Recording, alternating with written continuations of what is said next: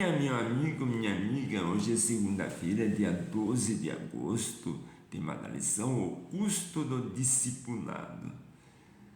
Antes de sua crucifixão, o Salvador explicou a seus discípulos que ele seria morto e ressuscitaria. Anjos estavam presentes para gravar suas palavras na mente e no coração deles. Entretanto, os discípulos aguardavam o livramento da opressão romana e não conseguiam aceitar a ideia de que aquele em quem se centralizavam todas as suas esperanças tivesse de sofrer uma morte humilhante. As palavras de que necessitavam lembrar-se fugiram da mente deles, e ao chegar o momento da provação, estavam desprevenidos. A morte de Cristo destruiu completamente as esperanças dos discípulos, como se ele nunca os tivesse advertido a respeito do assunto. As profecias anunciam o futuro com a mesma clareza com que Cristo predisse sua própria morte aos discípulos.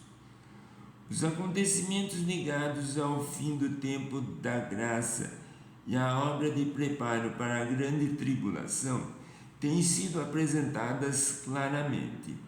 Há, no entanto, muita gente que não consegue compreender essas importantes verdades, como se elas nunca tivessem sido reveladas.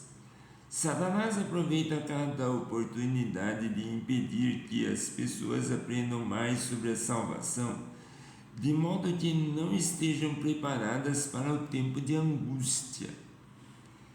Quando Cristo revelou a Pedro o tempo de prova e sofrimento que estava diante dele, e Pedro replicou: "Que Deus não permita, Senhor, isso de modo nenhum irá lhe acontecer." Mateus 16, 22. O Salvador ordenou: "Saia da minha frente, Satanás." No verso 23. Satanás estava falando por intermédio de Pedro, fazendo-o desempenhar a parte do tentador. Pedro não suspeitou da presença dele, mas Cristo pôde perceber a presença do enganador e, em sua repreensão a Pedro, dirigiu-se ao verdadeiro inimigo. A intenção de Satanás era desanimar Jesus enquanto ele se esforçava para salvar a raça caída, e as palavras de Pedro eram exatamente o que Satanás desejava falar. Eram palavras contrárias ao plano divino, e qualquer coisa dessa natureza constituía uma ofensa a Deus. Foram pronunciadas por instigação de Satanás. Ele esperava que elas desencorajassem e desanimassem a Cristo, mas Cristo se dirigiu ao autor dessa ideia, dizendo: "Saia da minha frente, Satanás." Aquele que amar a Deus acima de tudo e ao próximo como ama a si mesmo, trabalhará com a constante compreensão de que é espetáculo para o mundo, tanto para os anjos como para os seres humanos. 1 Coríntios 4, 9. Tornando a vontade de Deus sua própria vontade, revelará na própria vida o poder transformador da graça de Cristo. Em todas as circunstâncias da vida, tomará como guia o exemplo de Jesus.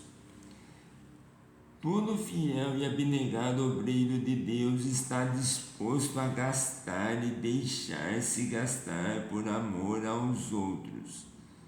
Cristo diz: "Quem ama sua vida perde-a, mas aquele que odeia sua vida neste mundo irá preservá-la para a vida eterna." João 12, 25. Por meio de diligentes e refletidos esforços para ajudar onde o auxílio é necessário, O verdadeiro cristão mostra seu amor para com Deus e seus semelhantes. Pode perder a vida no serviço, mas quando Cristo vier buscar suas joias para si, tornará a achá-la. Deus abençoe vocês. Até amanhã.